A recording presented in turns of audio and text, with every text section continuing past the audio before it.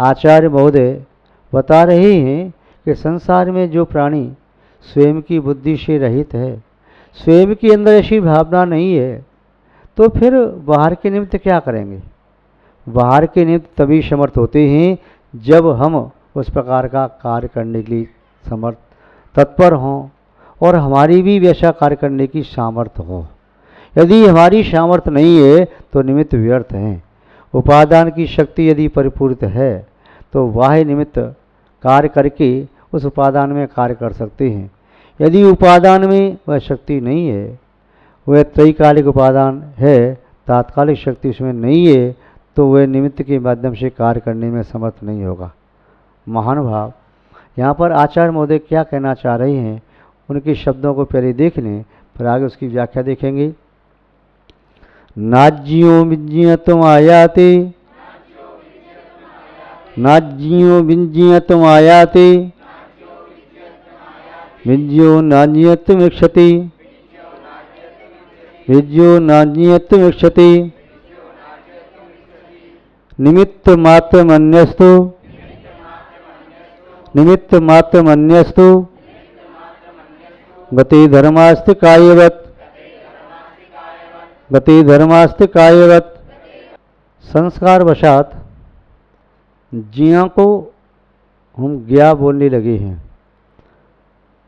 जिया शब्द ज झ य और अ स्वर मिलकर के ऐसे बना, किंतु हम ऐसा समझते हैं इसमें ग और या मिला है, ऐसे क्या बन गया है, ऐसे नहीं बना है।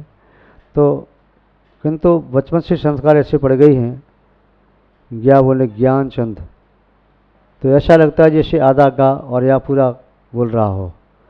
किंतु नाज्यों, नाज्यों, जियो भी नहीं कहना, नाज्यो नहीं कहना, नाज्यों मीन जियत, मीन जियत।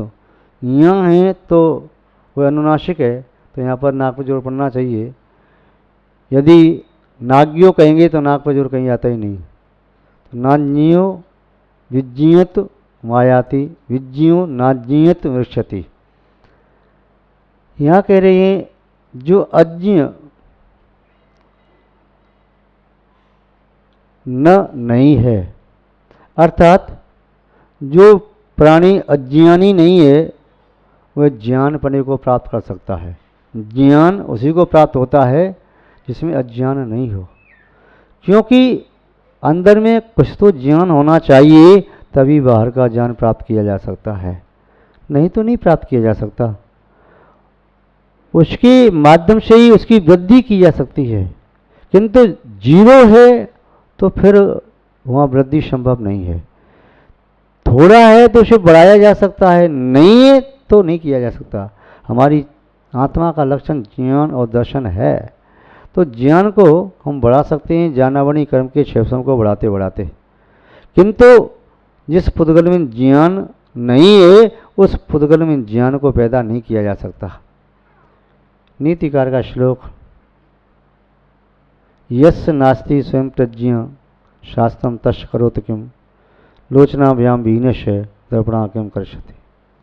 जिसके पास स्वयं के नेत्र नहीं है, नेत्रों में ज्योति नहीं है, तो कितना बड़ा बड़ा चश्मा लगा लिया जाए, कितने नंबर के पावर वाले लेंस लगा दिए जाएं, अब वह नेत्रहीन ज्योतिहीन जन्मांध है तो चश्मा लगाने से क्या होगा।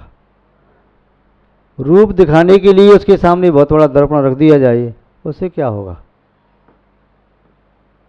दर्पण छोटा या बड़ा महत्व इसका नहीं है, पहले ये देखो उसके नेत्रों में ज्योति है या नहीं, उसके नेत्रों में देखने की क्षमता है या नहीं है, तो फिर चश्मा आदि का प्रयोग करके वह बाहर के पदार्थ को देख सकता है। दर्पण में अपना मुखावलोकन करके अपने चेहरे पर लगे हुए श्याम धब्बों को दूर कर सकता है, किंतु नेत्र में ज्योति ही नहीं तो क्या करेगा वह दर्पण। ऐसे ही जिसके पास स्वयं कल्याण करने की भावना नहीं, तो संसार का कौन व्यक्ति ऐसा है जो उसका कल्याण कर दे। जो व्यक्ति स्वयं जागना नहीं चाहता है, ऐसा कौन सा व्यक्ति जिसे जगा दे। जो जागने का इच्छुक है, उत्सुक है, उसे अलार्म घड़ी या माता पिता की एक मधुर ध्वनि या भाई बहन के द्वारा किया गया संकेत उस सोते व्यक्ति को जगा सकता है, किंतु जिसे जागना ही नहीं है, चादर तान के सो जाए, ओढ़ करके पड़ा रहे, उठे ही नहीं, आंख बंद की ही रहे, उसे कौन जगा सकता है? जो सोने का बहाना करके लेटा है उसे जगाना बड़ा मुश्किल है, सोते हुए को तो जगाया जा सकता है। यदि वो जागना चाहता है तो, नहीं जागना चाहता है तो नहीं। जो व्यक्ति स्वयं ठीक होना चाहता है तो औषधि उसे ठीक कर सकती है, किंतु जो ये धारणा बना करके बैठ गया कि अब तो ये रोग मेरा मृत्यु पर ही ठीक होगा, अब मैं ठीक हो नहीं सकता, मैं ठीक नहीं हो सकता, मैं मर जाऊंगा, अब तो मुझे कोई बचा नहीं सकता, अब तो कोई भी डॉक्टर वैद्य हकीम नहीं है जो मुझे बचा ले, मुझे तो अंदर से लगता है ये रोग मेरा प्राणदेवा रोग है, ये धारणा बना करके बैठ गया तो उसकी धारणा बिना मृत्यु के उसकी मृत्यु को लेकर के आ जाएगी, मृत्यु तक पहुंच जाएगा। और जिसकी धारणा में ये है कि मैं तो ठीक होकर के रहूँगा, मृत्यु मुझे मार नहीं सकती, तो ठीक हो जाता है। और धारणा में आ जाए अमुक वस्तु का सेवन करने से ठीक हो जाऊँगा, तो उस वस्तु का सेवन करके ठीक हो जाता है।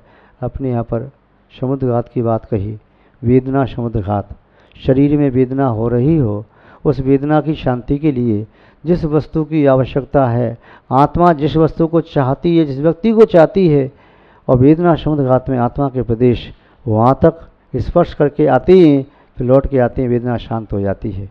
महानुभाव, उसकी ये धारणा है कि उसके माध्यम से ही मुझे तृप्ति मिलेगी, तुष्टि मिलेगी, शांति मिलेगी, वेदना शमित हो जाएगी, वेदना नष्ट हो जाएगी, तो वह वेदना से मुक्त हो जाता है। लेकिन जो धारणा बना करके बैठ गया कि नहीं अब तो बड़ा मुश्किल है, संदेह युक्त व्यक्ति, शंकाशील व्यक्ति या संशयस्पर्शी व्यक्ति वह सत्य तक पहुंच नहीं पाता।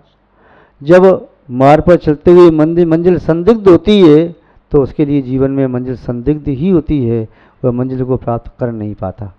महानुभाव, मंजिल को प्राप्त करने के लिए अनिवार्य शर्त ये है कि उसे मंजिल के प्रति दृढ़ श्रद्धान होना चाहिए कि ये मंजिल यही है, मंजिल का सम्यक परिज्ञान होना चाहिए और अपने कदमों पर विश्वास होना चाहिए, मेरे कदम मुझे मंजिल की ओर लेके जा रहे हैं। यदि वे सोचे कि मेरे कदम मंजिल से दूर तो नहीं जा रहे और शंका करता रहे, 4 कदम पूर्व में चले 4 कदम पश्चिम में, तो कभी भी मंजिल तक नहीं पहुंचेगा, इधर से इधर, इधर से घूमता रहेगा। जैसे किसान, संशय युक्त किसान जल प्राप्त करने के लिए खेत में कुआं खोदता है, एक कुआं खोदा 4 हाथ का, मन में शंका हुई कहीं ऐसा नहीं हो यहाँ पानी ही ना निकले, उधर खोदते हैं शायद वहाँ पानी निकल आएगा, 4 हाथ का दूसरा कुआं खोदा, फिर सोचता है कहीं ऐसा नहीं या पानी ही ना हो, तीसरा कुआं खोदता है। ऐसे करते करते उसने कोई करीब 100 कुएँ 4-4 हाथ के पूरे खेत में खोद दिए, पानी नहीं निकला। ऐसे ही जो व्यक्ति तत्व ज्ञान से रहित, सत श्रद्धा से रहित होकर के जो कोई भी प्रवृत्ति करता है, उस प्रवृत्ति से आत्मा का हित नहीं होता। किंतु जिसके पास सम्यक श्रद्धान हो, सम्यक श्रद्धान का बीज है, तो ऐसी आत्मा नियम से परमात्मा बन जाएगी।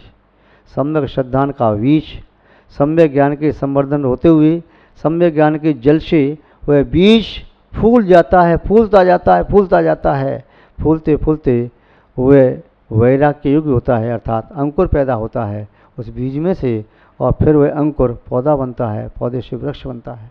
ऐसे ही जब आत्मा को आत्मा का श्रद्धान हो जाता है, उसी समय आत्मा को आत्मा का सम्यक ज्ञान हो जाता है, फिर उस सम्यक ज्ञान की वृद्धि करता जाता है, शास्त्रों के माध्यम से, गुरुओं के उपदेश के माध्यम से, फिर उसे अपनी अनुभव की कसौटी पर कसता चला जाता है, सम्यक ज्ञान की वृद्धि होती है, वैराग्य संवर्धित होता है, शनैः शनैः वह पापों से मुक्त हो जाता है, विरक्त होता है, फिर मुक्त होता है, फिर वह शुभ क्रिया करता हुआ शुभ से भी छूट करके शुद्ध में पहुंच जाता है। महानुभाव, इसी तरह से व्यक्ति आत्मकल्याण में समर्थ होता है कि जो इतना उसके पास ज्ञान होना चाहिए कि मेरी आत्मा अलग है और मेरा शरीर अलग है। इतना परिज्ञान न होगा तो आत्मा को, वह आत्मा जानता ही नहीं है, तो आत्मा को परमात्मा कैसे बना पाएगा, आत्मा की परिणति को कैसे जान पाएगा, आत्मा के स्वभाव को कैसे जान पाएगा, आत्मा के दोषों को कैसे दूर कर पाएगा, आत्मा के गुणों को कैसे प्रकट कर पाएगा, ये जानना परम आवश्यक है। इसीलिए यहाँ कहा है आचार्य महोदय ने स्वयं, नाज्यो विज्जतम आयाति, जो अज्ञ नहीं है, अज्ञानी नहीं है, वे विज्ञ ज्ञान की अवस्था को प्राप्त करता है, तत्व ज्ञानी बनता है, परम ज्ञानी बनता है, महाज्ञानी बनता है, पूर्ण ज्ञानी भी बनता है, अनंत ज्ञानी बनता है, केवल ज्ञानी बनता है। किंतु जिसके अंदर वह सम्यक ज्ञान का थोड़ा सा बीज नहीं है तो नहीं बन सकता। आप वैराग भावना में पढ़ते हैं, बीज राख फल भोग भी, ज्यों किसान जग माह, त्यों चक्री नभ सुख करे, धर्म विचारे ना है। किसान बीज की रक्षा करके वह शेष को भोगता है, यदि बीज को भोग ले तो फिर अगली फसल कहाँ से आए। संसारी प्राणी भी अपने पुण्य के उदय में वह पुण्य करता है जिससे आगे उसे सुख मिले, पूरे पुण्य के फल को आज भोग उपभोग में नहीं व्यर्थ करता, उसे बर्बाद नहीं करता है। ये नहीं कहता पुण्य के उद्देश्य मुझे प्राप्त हुआ है, अब तो मैं पुण्य के उद्देश्य से भोग भोग करके पाप कमाऊंगा, क्यों, भोग तो पाप का कारण है, वह तो पाप का बीज है। किंतु वह कहता है कि मैं इस पुण्य के उदय में कुछ पुण्य कार्य करूंगा, पुण्य की क्रिया करूंगा, पुण्य स्वरूप वचनों का प्रयोग करूंगा, पुण्य के वचन सुनूंगा और अपने चित्त को भी पुण्य में धारण करूंगा, अपने चित्त में पुण्य का विचार प्रादुर्भूत करूंगा और वह पुण्य का विचार आगे के लिए मेरे लिए सुख और शांति का मार्ग बन जाएगा। तो यहाँ पर भी कह रहे हैं कि किंचित तो हमारे पास होना चाहिए, किंचित होना चाहिए, उस किंचित को तो संवर्धित किया जा सकता है, और किंचित भी नहीं है तो संवर्धित नहीं किया जा सकता। यदि हमारे पास इतना भी तत्व ज्ञान है, आत्मा अनात्मा के भेद विज्ञान रूप, हमारे पास इतना ही विश्वास है कि हमारी आत्मा परमात्मा बन सकती है, इतने मात्र हम कल्याण कर सकते हैं। शिवभूति मुनि महाराज को इतना ही प्रज्ञान हुआ कि जिस प्रकार दाल अलग है, उसका छिलका अलग है, उसी प्रकार मेरी आत्मा अलग है और मेरा शरीर अलग है। तुष्मास घोषण तो भाव शुद्ध होय, मान भाव होय, रामेण शिव होई, केवल रानी फुटम जाओ। आचार्य कुंदकुंज स्वामी जी ने भाव संग्रह में अष्टपाउड में लिखा है कि वह शिवभूति मुनि महाराज तुष्मास घोषण तो, तुष्मास का घोष करते हुए, उच्चारण करते हुए, भाव शुद्ध करके वह महान भाव जिनका नाम शिवभूति था, वे केवल ज्ञानी बन गए, क्योंकि उनके पास भाव शुद्ध ज्ञान था।